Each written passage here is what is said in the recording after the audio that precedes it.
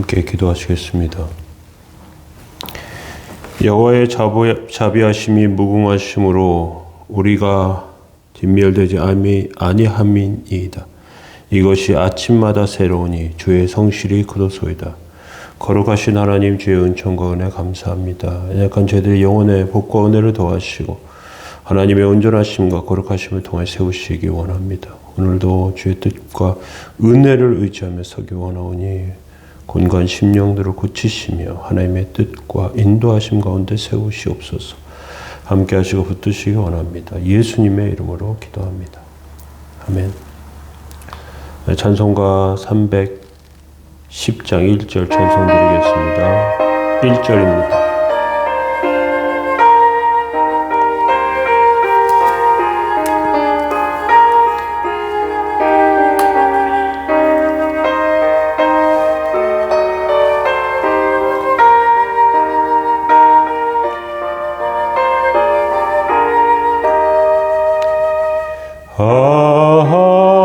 하나님의 은혜로 있을 때 없는 자 왜 구속하여 주는지 난 알 수 없도다.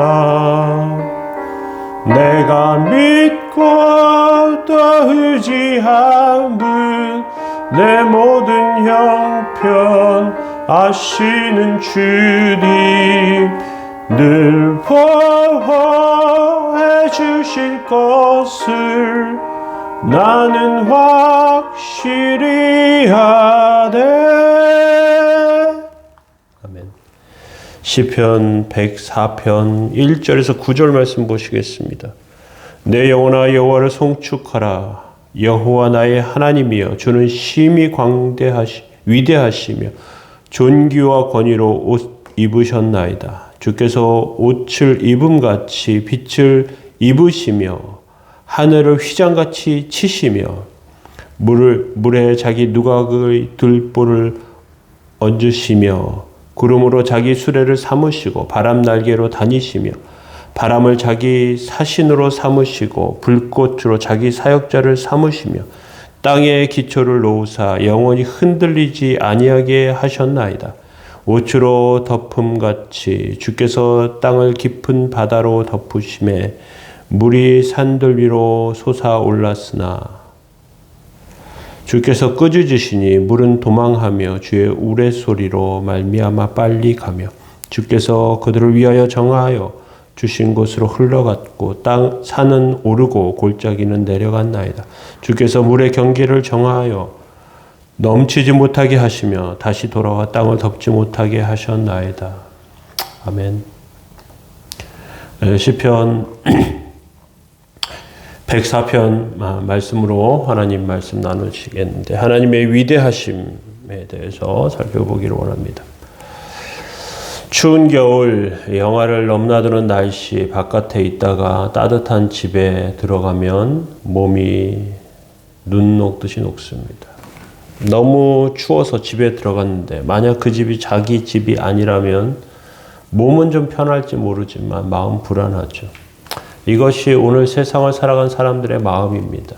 하나님을 믿지 않는 사람들은 하나님의 말씀을 믿고 하나님의 말씀을 듣지 않고 살아갑니다. 그래서 불안한 가운데 있어요. 그러나 하나님을 믿는 사람들은 하나님의 말씀을 믿고 하나님의 말씀을 듣는 순간이 하나님의 방에 들어가는 것입니다. 얼어 죽을 걱정, 불편한 것이 없죠.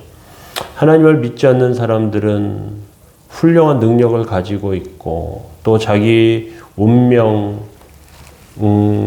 삶을 개척한다고 살아요. 그런데 미지의 세계에 던져진 것처럼 사는 것이죠. 믿는 사람들은 하나님께서 우리를 어머니 모태에서부터 만드셨고 인생을 인도하셨다는 것을 믿습니다. 하나님의 섭리에 대한 확신이 있는 것이죠.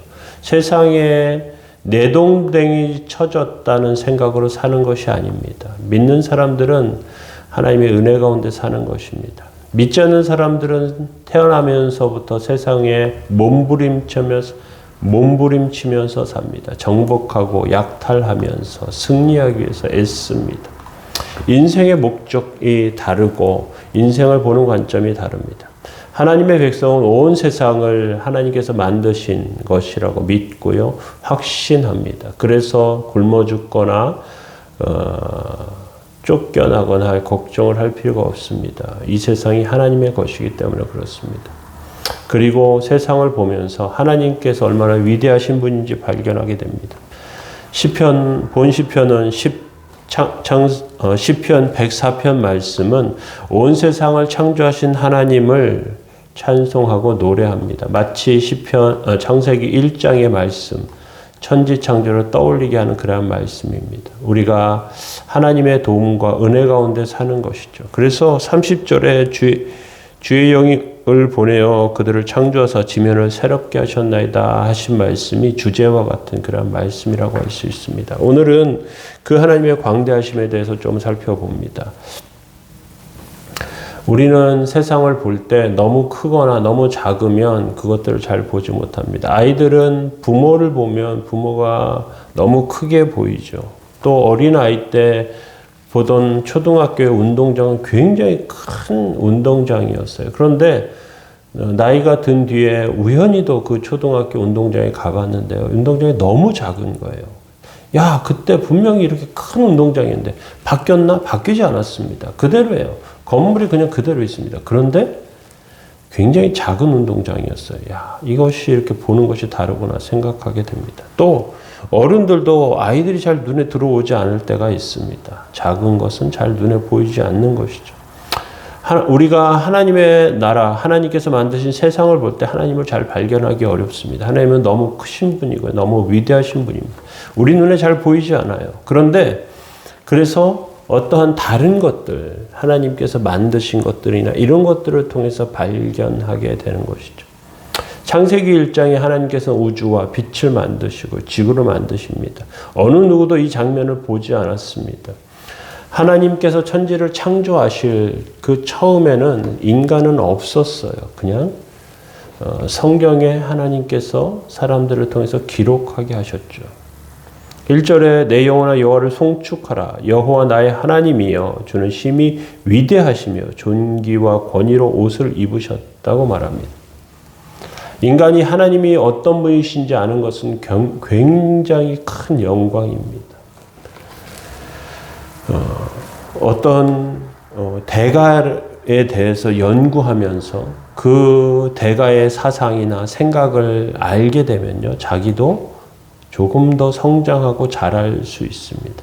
유명한 음악가들 중에 베토벤이나 모차르트와 같은 사람들을 연구하는 사람들은 이 음악가들이 정말 큰 대가라는 것을 인정합니다. 그리고 그것을 배워가요. 그런데 너무 이 사람들이 대가이기 때문에 배워가면서 한도 끝도 없이 느껴질 때도 있다고 해요.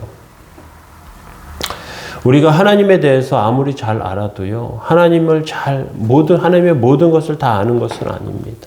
하나님에 대해서 연구를 해도 하나님에 대해서 연구한다기보다 하나님께서 하신 것들에 대해서 알게 됩니다. 그리고 그것을 통해서 더욱 친밀한 그 하나님의 은혜를 발견하게 되는 것이죠.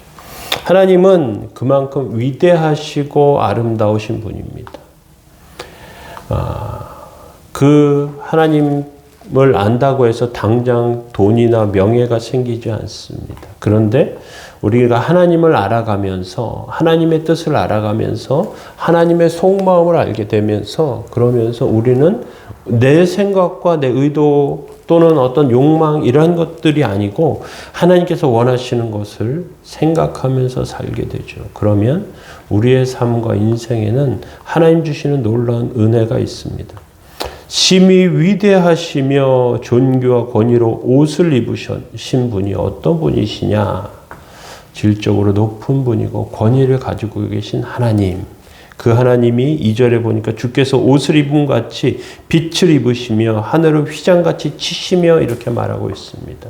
하나님께서 빛이 있으라 빛이 있었고요. 온 우주를 밝히면서 새로운 그 물리적인 질서를 그 가운데 시작하시는 것을 볼 수 있습니다. 빛이 시작이었어요. 그래서 하나님께서 그 빛의 휘장을 두르시고요. 우리가 그 무한하신 하나님의 은혜를 발견하게 되는 것입니다. 우주가 무한한 것 같지만 우주는 하나님에게는 하나의 커튼에 불과합니다. 그 뒤에 하나님께서 계십니다. 지구라는 별은 정말 작은 곳이지만 그곳에서 사람이 생존하고 살 수 있게 하나님께서 만드셨어요. 이 3절과 4절에 물이 자기 누각에 들보를 얹으시며 물에 자기 누각에 들보를 얹으시며 구름으로 자기 수레를 삼으시고 바람 날개로 다니시며 바람을 자기 사신으로 삼고 불꽃으로 자기 사역자를 삼으시며 이렇게 말하고 있습니다. 우주는 여러 별들 중에 작은 별에 불과합니다. 그런데 이곳에서 하나님께서 그 질서와 일들을 하시면서 하나님과 인격적으로 교제할 수 있는 인간들을 만드시고요. 생존할 수 있는 길들을 여십니다. 물과 공기가 생기게 하시고요. 그리고 태양을 통해서 여러 가지 순환의 그러한 일들을 이루시게 됩니다. 그리고 이것은 하나님께서 질서를 유지하시고 운행하시는 그런 여러 방법을 우리를 통해서 발견하게 하시는 것이죠. 땅에 기초를 놓으사 영원히 흔들리지 않게 하셨다. 그리고 그 기초는 흔들리지 않는 것을 의미하는데요. 지구는 물로 된 물이 굉장히 많이 이렇게 덮여 있는 그러한 곳이지만 또 기초가 있습니다. 그 중심에 또 더 들어가 보면 마그마가 있고요. 또 지구의 핵이 있고요. 그런데 끊임없는 어떤 활동들이 그 안에서 일어납니다. 이 모든 것들을 통해서 하나님께서는 지구가 그냥 완전한 동그란 구체가 아니고요. 뭔가 올라오고 내려가고 또 물이 모여 있고 더 깊은 바다도 있게 하시고요. 생명이 살게 하시고요. 그 여러 가지 일들을 하나님께서 우리 삶 가운데 허락하시는 것을 발견하게 됩니다. 자연의 아름다움을 보면서 하나님을 발견하는 사람이 있고요. 자연의 그런 위대함과 아름다움 가운데 하나님을 발견하지 못하는 사람도 있습니다. 어떤 사람은 자기 마음, 어떤 인간의 그런 의도에 따라서 자연도 마음대로 조종할 수 있을 것처럼 생각하지만 우리 마음대로 되지 않습니다. 그것은 하나님의 섭리 아래 모든 것들이 있는 것을 우리 인정할 수밖에 없습니다.